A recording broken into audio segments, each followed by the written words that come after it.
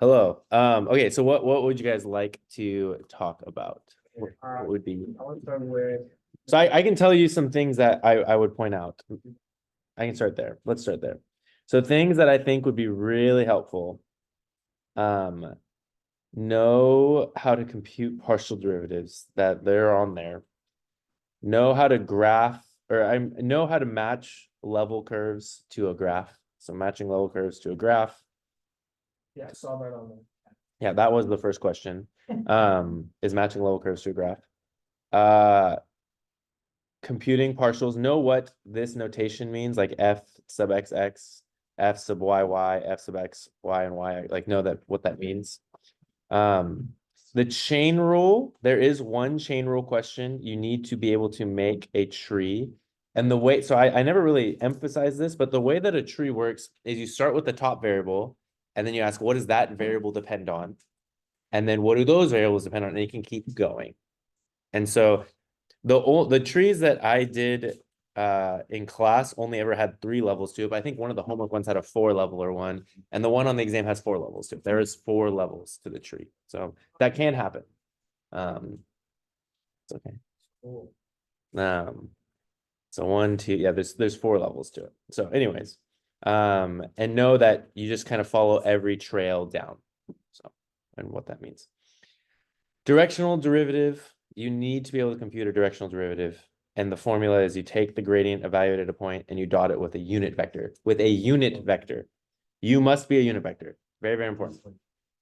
One thing I will say on the exam is please don't make silly algebra errors. Because if you make silly algebra errors on like computing what this number is, it will just make the numbers hard. Like, so I will say that for the most part, the numbers are nice. Like if you get square root of 72 or something, like something kind of strange, like that shouldn't happen. It should be the magnitudes should be whole numbers if I did it right. I think the magnitudes are whole numbers.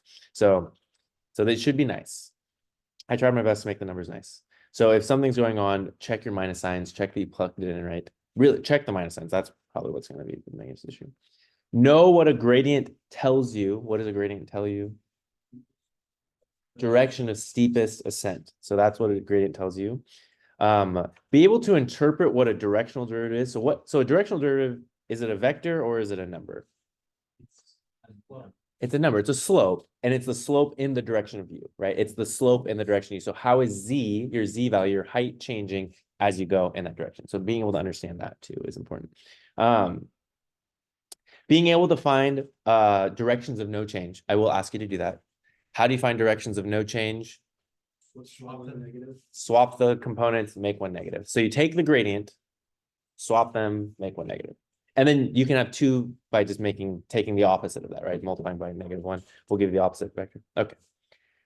That's basically all the directional derivative stuff that you'll need to be able to do. So that covers the first 3 questions. First 3 questions of the exam. So first question is a level curve question. Second question is a chain rule question. Third question is a directional derivative gradient question. Fourth question is a second derivative test. Have this thing written on your note card. It would be super duper sad if you don't have this written on your note card. Because this is the 4th question, is classifying critical values using the second derivative test. So no, how to do this. No. The 5th question on the exam is an absolute maximum question. I'm going to give you, it's going to be the same function too. I'm going to tell you right now, it's the same function from the second derivative test so that you don't have to compute the partials again.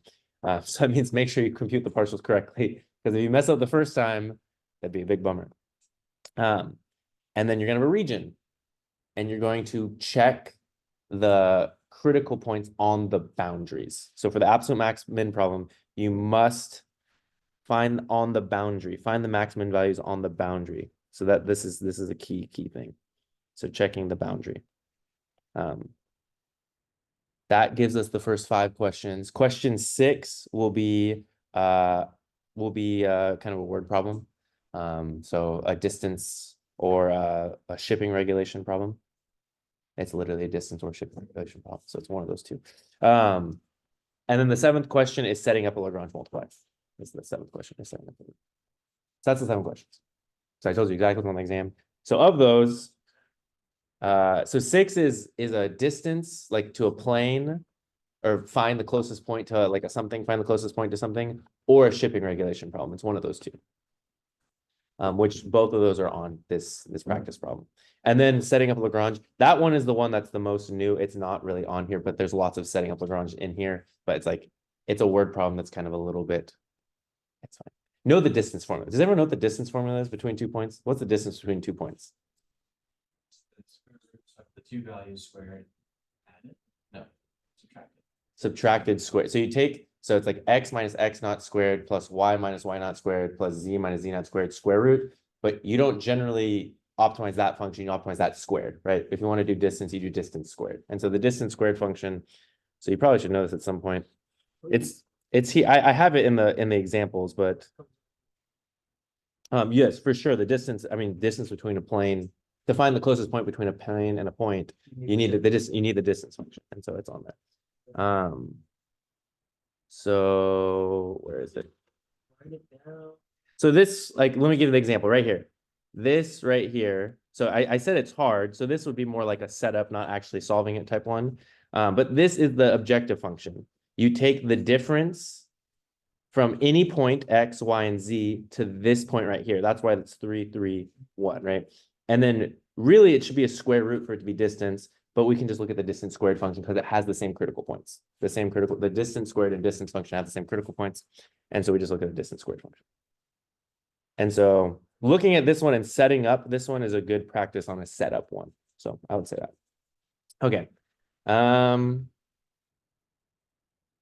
What should we do? 2, 5, 6, and 7. Okay, so you want to do an absolute maximum problem? I do. Okay, let's do question. I did 72 in class. Let's do question 70. I'll just redo it. So copy, and I'll do it on a new page. Let's do this one. This is a really good problem. This is good practice. So find absolute maximum.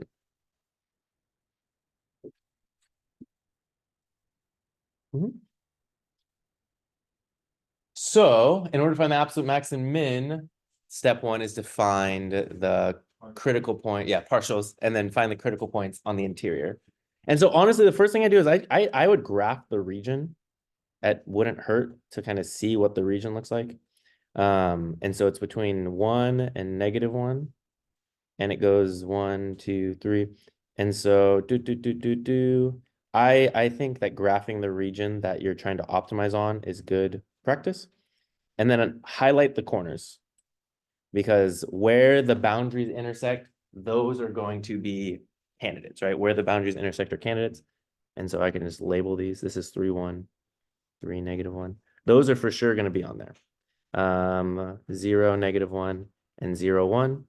Now the question is, are there any more critical points on the boundary and in the interior? That's like what we're going to check next one. And so let's do the interior. So for the interior, let's compute the gradient. F sub x. What is the partial with respect to x? X squared plus 2y. Yeah, x squared plus 2y. The partial, and we're going to set it equal to 0. And we're going to take the partial with respect to y, and that's going to be minus y squared plus 2x equals 0. And so a critical point is something that satisfies both of these equations simultaneously. So the way you can do that is you can just solve for one and plug it into the other. That's the classic strategy. If this was like x squared plus 2x, then actually we could just solve for x, right? Why would we, if this was an x and not a y, why could we just solve for x? Because you could literally just pull out an x and then solve for x, right? But this one, we can't really solve for x. We have to plug it into the other one. That's the idea, because it has x and y. Anyways, you get that this equation gives us that y equals, or maybe actually the other one's easier to work with. This one's easier to work with because I can add y squared to the other side. So, and I did it the other way on the other. So let me do it this way. So let's add y squared to the other side. You get y squared equals 2x. And so that means x equals y squared over 2. So that's what x equals. And so now I can plug that in where? Into x in the other equation. So I'm going to plug it in right there. And then that plugging in will give me y squared over 2 squared plus 2y equals 0. From that lovely equation, we get y to the 4th over 4 plus 2y equals 0. How do you solve something like that? This is where I said a little bit of algebra is helpful. So how do you solve something like that? You can factor out y. Yeah, you're going to want to factor out a y. And so this is like the level of algebra that you should be able to do on the exam. So factor out a y. Factor out a y, you get y cubed. I don't know where he is, but he really. I'm recording it, so that's okay. Now, how do you solve something like this? What do? Y equals -2. So you can say y equals 0 or y cubed over 4 plus 2 equals 0. Then you can subtract 2 and multiply by 4 and you get y cubed equals -8. So y equals -2. So those are our two options, right? Y is 0 or y is -2. And then we can get the x values from there. So case one. Can we eliminate y equals -2? Yeah, we can, and we also, yeah, so this case we can just get rid of, you're right, because it doesn't fit. Yes. So yeah, it won't be in there. Oh, wait a second. Something's gonna happen. We're gonna miss. Are we gonna miss one of the critical points? Why did this happen? Uh-oh, I'm a little scared now. Or is this fine? This is fine. Because there are two critical points. What the heck? Actually, now I'm a little confused. Because if I do it the other way, I feel like I get two x values. But this way only gives me, I guess I get two y. Okay, no, this is fine. Everything's fine. I don't know why I'm freaking out. This is fine. Did we do our algebra wrong? No, we did. We did it right. We did it right. So when y equals 0, this implies that x equals 0 over 2. So x is 0. So 0, 0 is a critical point. I'm just going to do the other case, even though it's not in there. I'm going to just do it in case you needed to do it for another thing. Hint, hint. Y equals -2. Yeah, for like the previous plot, right? Like if you needed the critical points, you know. And so y equals -2. That implies that x equals -2 squared over 2. And so x would equal 2. And so 2 common -2 is crit point. So those are the two cases. Is crit point. So we have two crit points, but you're right. One of them is in our region. The other one is not. Crit point. So then I would say in region, this one is not in region. And I would just exit out x. Womp womp. So we go back to our little picture over here and we just add that. So 0, 0 is boop, boop, boop, added to our picture. So we add the point 0, 0 to our picture. We have 5 points, but there is actually still more, I think.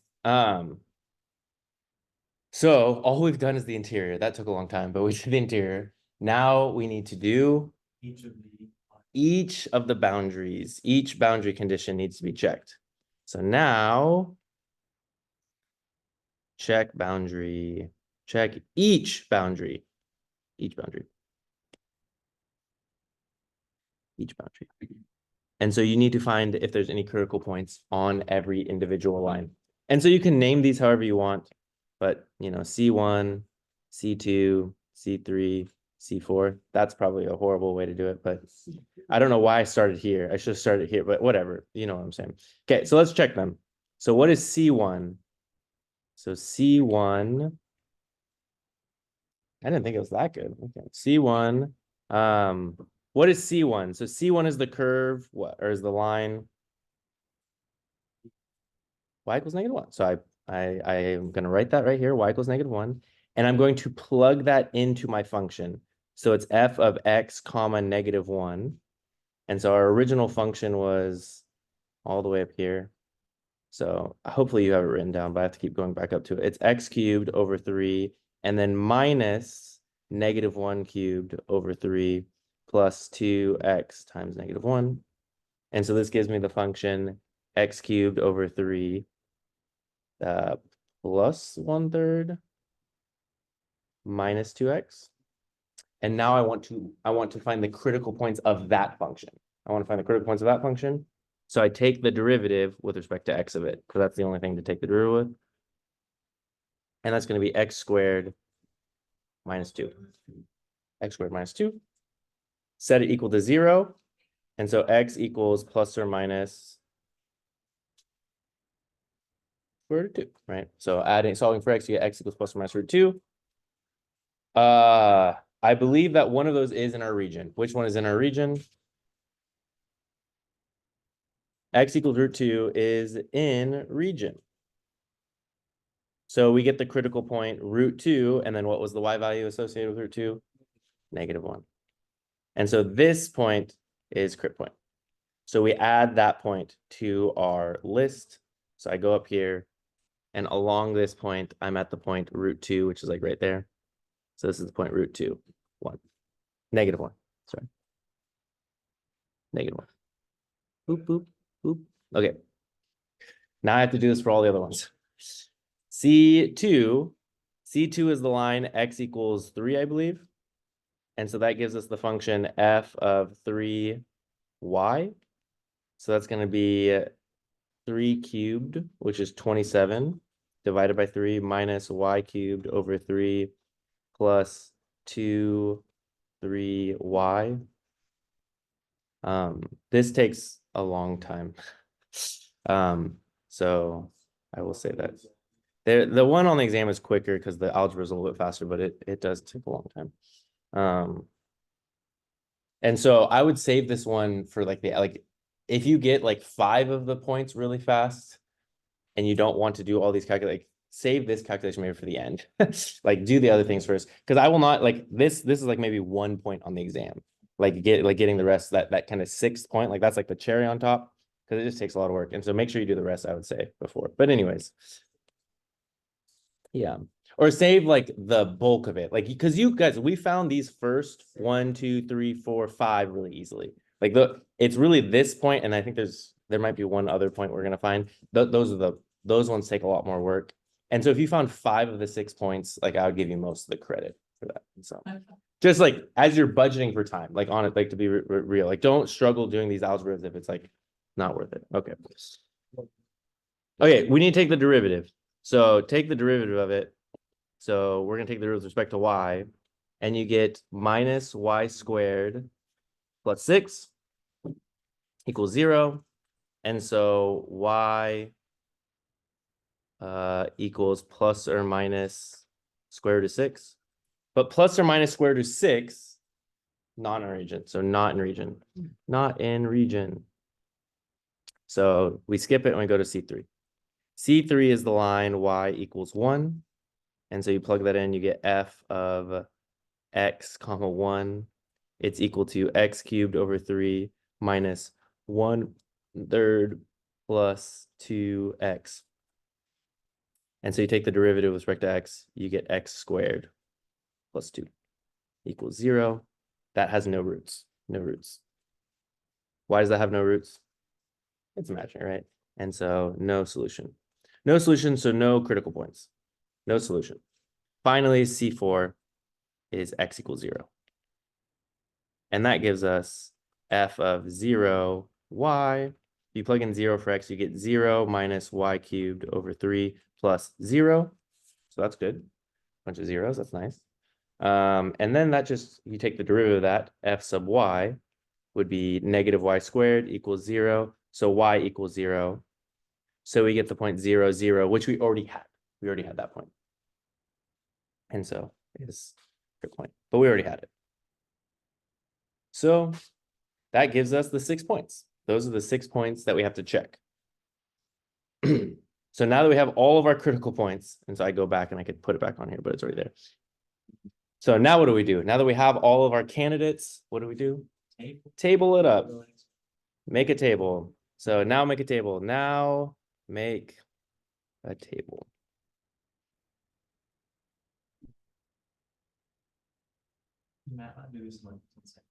Probably. I don't know how MATLAB actually would do it. I think MATLAB would probably take a sampling of it and then just spit out the best, like I don't know if it would give you, that's a good question. I don't know how it would build algorithm.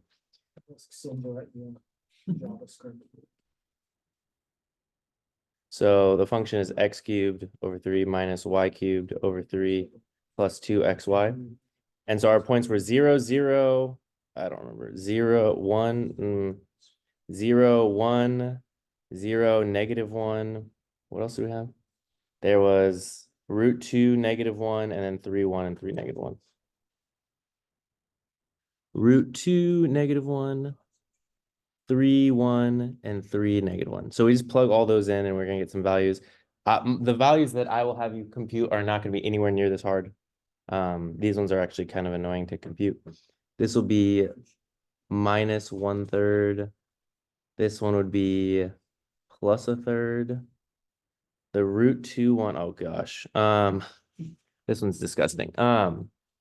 √2 to the third over 3 minus, so plus 1/3 plus, it is, yeah, so far, but then we have to subtract though. So then minus 2 √2. So it's actually going to be small. I think that one might actually be the min. That might be the min. 3 is going to be 3 minus 1/3 plus 6. So that one looks like a max. Or maybe actually the next one's going to be max. So it's going to be 3. Oh, actually, no, plus 1/3 minus 6. Ooh. 27 divided by 3. If you plug in 3 for x, like, oh, is it 9? You're right. Thank you, Aiden. Got him. Got him. Okay. So I think this looks like the max. That's not a min. I think this is the min. I'm not sure. It is. Yeah. My guess is that this is the min. This one. More straightforward. Yes, there'll be much, much simpler numbers. If I- Yeah. I will tell you this. On the exam question, 5 of the points are automatic because 4 of them are corners and 1 of them is a critical point that you just got from the previous one. And so if you just did the table with just those 5, I would give you literally 4 to the 5 points. Like that would be 80%. If you want to get that extra 1 point, then spend the time doing the algebra to find the other critical point. But if you don't want to, just do the table with the 5 and just go for time. Go for time. I highly recommend that because it is long. And that one in particular takes the longest. So just the corners. Just the corners and the critical point from the previous question would be sufficient.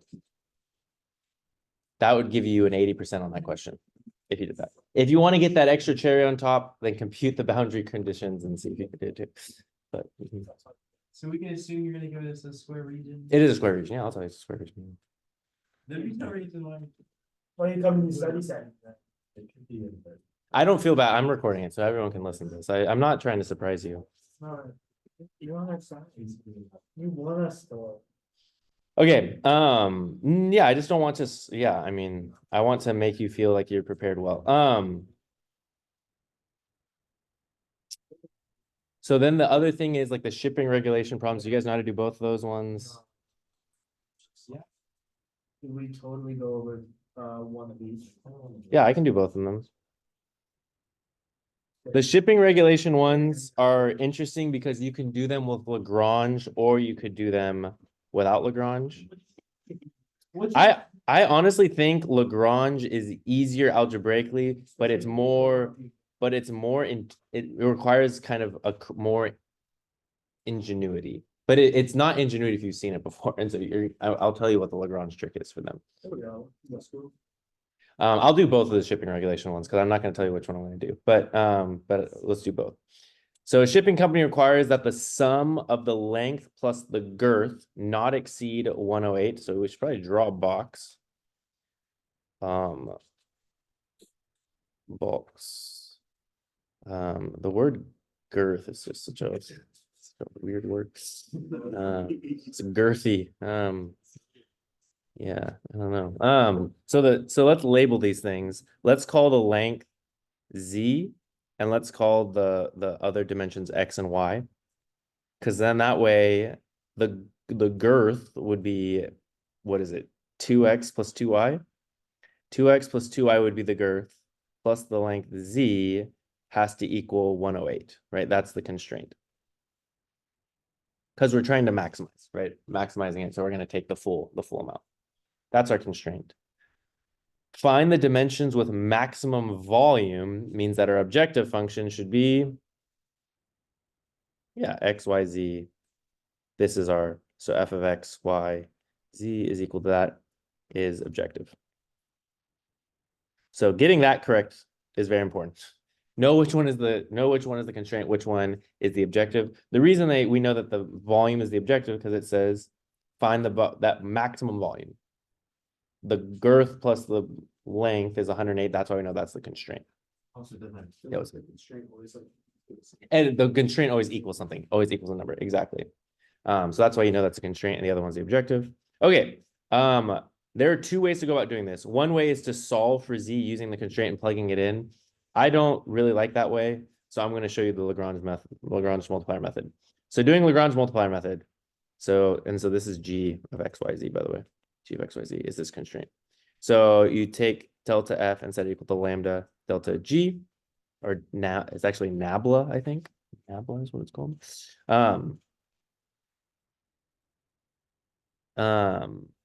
So let's take the partial of x or f. The partial with respect to f with x is going to be yz. The partial with respect to y is going to be xz, and the partial with respect to z is xy.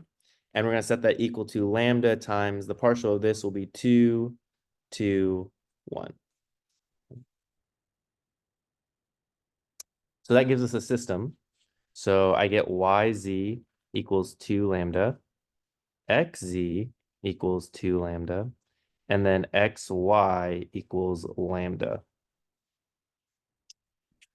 And then from there, there's lots and lots and lots of things you can do.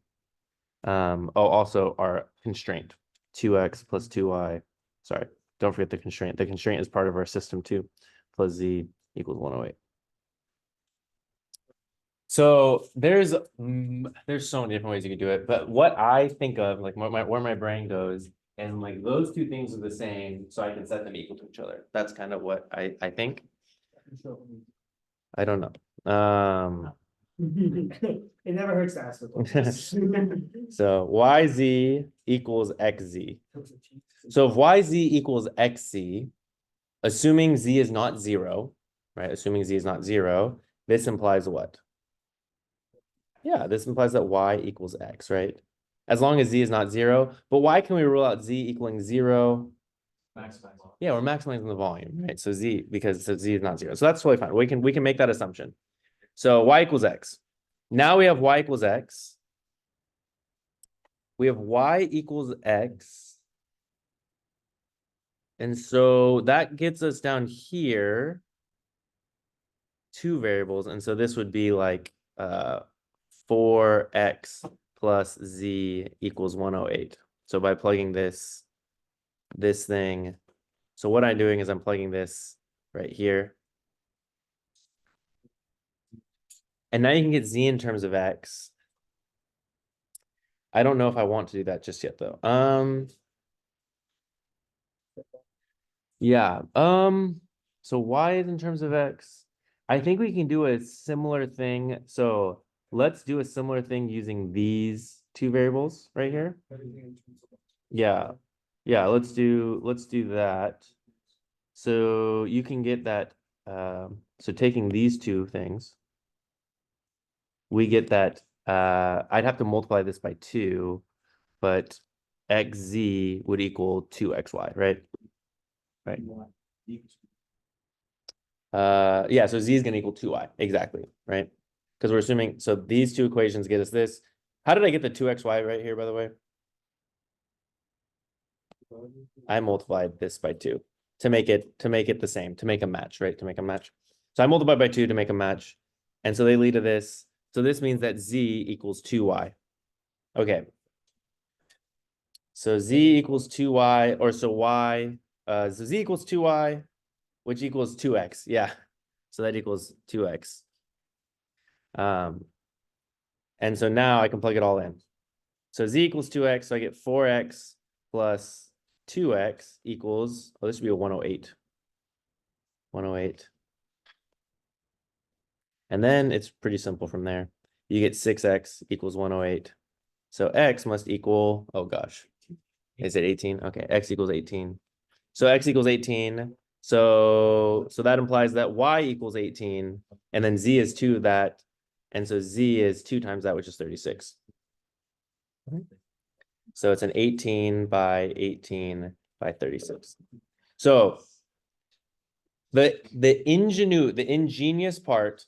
So is everyone okay setting up the system? The system hopefully wasn't that hard. You have to write the correct constraint and the correct objective. But if you do that, the setting up the system is not hard. The ingenious thing was to set these two equals to get that x equals y, and setting these two equal to get that z was 2x. Like that was kind of the ingenious thing. So let's do it with the other one too. Let's do it with the other type of shipping constraint problem. And I'll try and walk you through how to use Lagrange multipliers for that one too.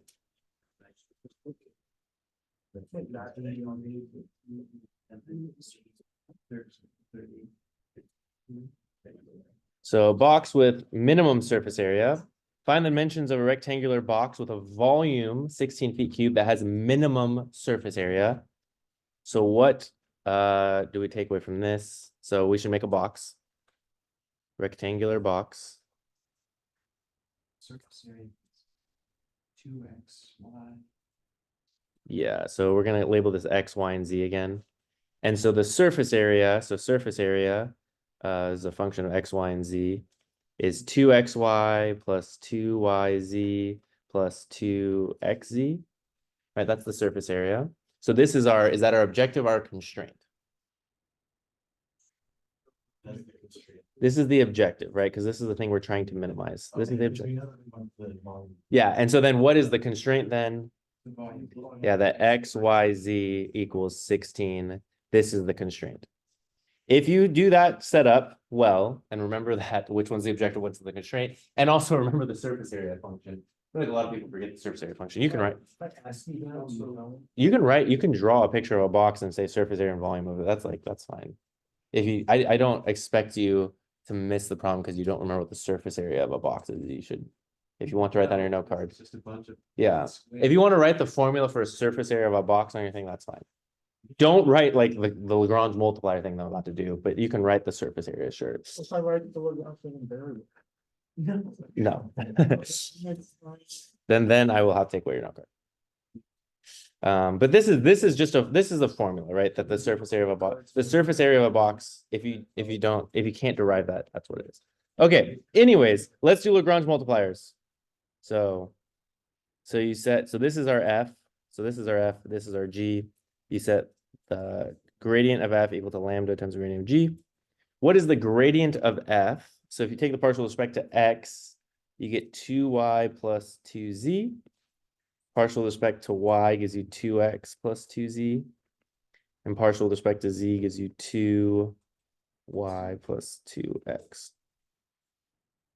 And you set that equal to lambda times the gradient of this would be yz, xz, and xy, I guess, xy.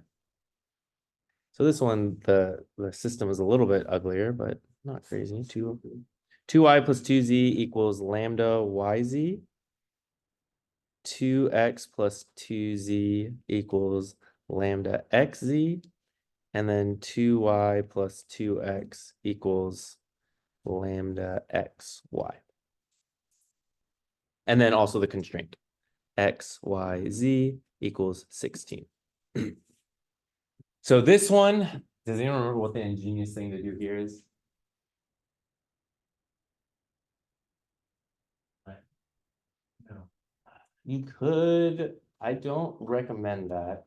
So we want to use the fact that x times y times z equals 16. We almost have xyz here, almost have xyz here, almost have xyz here. So the idea is if you multiply by the missing variable, you get a bunch of things equal 16 times lambda. And so you can set a lot of things equal to each other. That's what I would do. So my clever trick, the ingenious thing to do here is multiply this equation by x. multiply this equation by y, multiply this equation by z. The reason being is because x, y, z is 16. And so that's we're leveraging that fact. So doing all this gives us a new set of equations that we can set equal to each other. 2xy plus 2xz equals 16 times lambda. So that's nice. And then 2xy plus 2yz equals 16 lambda. And 2yz plus 2xz equals 16 lambda. And then what we can do is we can just set some equations equal to each other and get some stuff. And so setting these two equations, the top two equations equal to each other, we get 2xy plus 2xz equals 2xy plus 2yz. But then that simplifies to, it's 2xz equals 2yz, just subtracting 2xy from both sides, right? You can subtract those off. And then that's exactly right. You get y equals x. So then this implies that y or x equals y. So x equals y. I don't know why it's always equal to 1. So with boxes, that is the answer. If you just write x equals y, then you have to show me the work that gets you. But it is a good reminder that when you're trying to maximize or minimize something, generally when all the quantities are equal is the best thing. Like that's generally the best thing. Yeah. Squares optimize things. They do. What's up, Robert? What do we got the lambda there? What happened to the lambda? No, why is the lambda there? Oh, because x times y times z equals this equals 16. This equals 16. This equals 16. And so all I'm doing is I'm rewriting this system by distributing this across, and then it becomes 16 times lambda. Oh, That's where this, okay. and that's how we can set them equal to each other. Then you can do the exact same game over here. You can do the same exact game where you can set them equal to each other. So you get 2xy plus 2yz equals 2yz plus 2xz. And then those cancel, and you get 2xy equals 2xz. But that implies that y equals z. But if x equals z and y equals z, then x equals y equals z. So they're all equal. So x equals y equals z. And so you get x cubed equals 16. So x equals the cube root of 16, which isn't a nice number. It's not a nice number. Cube root of 16. And that's what x, y, and z equal. So that equals y equals z. So it's root cube root of 16 by cube root of 16 by cube root of 16. That's a Lagrange. That's Lagrange method. I think that's the easiest method. Set up the Lagrange.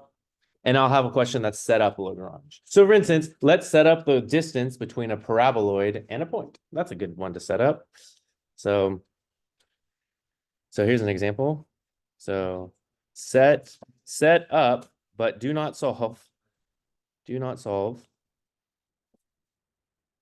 a Lagrange system, Lagrange multiplier system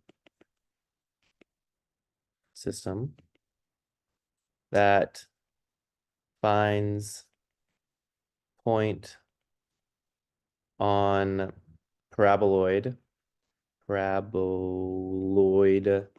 z equals, I don't know, x squared plus y squared minus 100, I don't know, closest to origin. I don't know. So let's set up a Lagrange multiply system that finds point on paraboloid closest to the origin. So in order to set up a Lagrange system, you need a constraint and you need an objective function.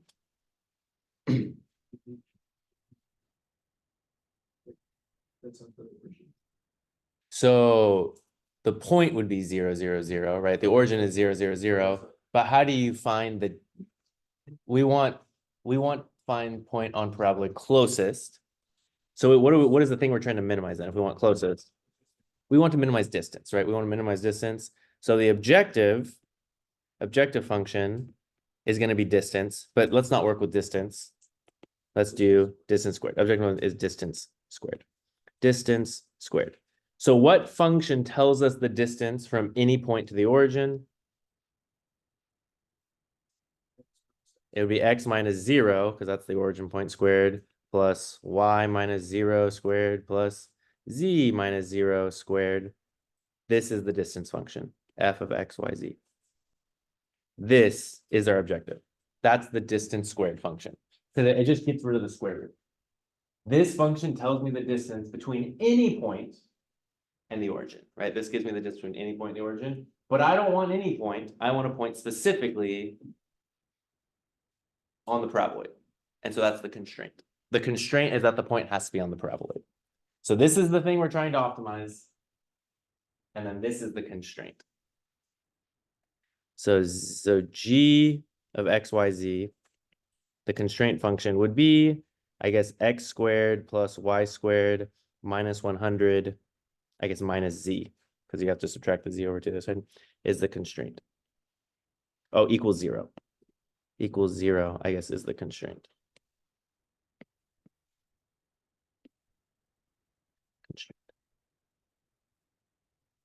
That is our constraint.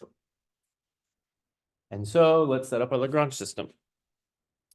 By the way, this is just x squared plus y squared plus z squared. It looks so ugly with the zeros in it. Okay. Let's set up the Lagrange system. Lambda g delta g. Okay. So we get 2x equals, and then the derivative of this guy with respect to x is also 2x, but then times lambda. So lambda 2x. So that's nice. Lambda's 1. Actually, we could solve this system. Lambda's 1. And then 2y equals lambda 2y. And then 2z is going to be equal to negative lambda. And then the constraint is that x squared plus y squared minus 100 minus z equals 0. So that's the system. Actually, this one's not hard to solve. You could totally solve this. Because we get that lambda's 1. Once you have that lambda's 1, that means z is negative 1/2. Once you have z is negative 1/2, then I don't know what you do. But this is as far as we need to go on the final question of the exam. Do you think that that would minimize the distance? I guess actually no. Once you know what z is, if you want to minimize the distance, obviously the distance x, y, you want them to be 0. So x and y have to be 0 to make that distance as small as possible. So it's 0, 0, negative 1/2. So, but that, I wouldn't ask you. This is the answer. This is the answer to set it up. That's it. Yeah. That's the shortest one. And then, so yeah, so those, I mean, honestly, those are the last 3 exam questions. And so if you understood that, you're in pretty good shape. Know how to do the second derivative test, and then directional derivative. So on and so forth. Yeah. But that's, I mean, honestly, yeah, I just gave you the entire exam. So you're pretty, Let's go. yeah. Over the 3 Mhm.